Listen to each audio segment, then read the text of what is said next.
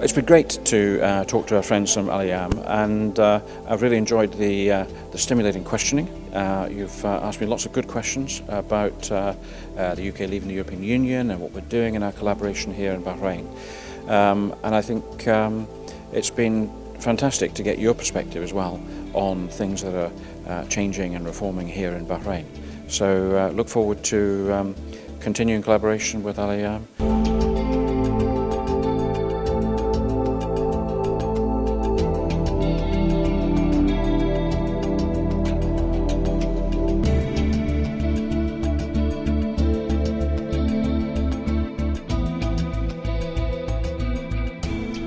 We've got a great relationship that's balanced, that covers lots of different fields, from education, science, technology, through trade and investment to security and military cooperation.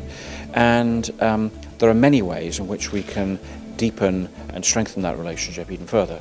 We talked, for example, about areas of research and development, into genomics, into smart cities, into the kind of things that are really relevant here in Bahrain in the 21st century.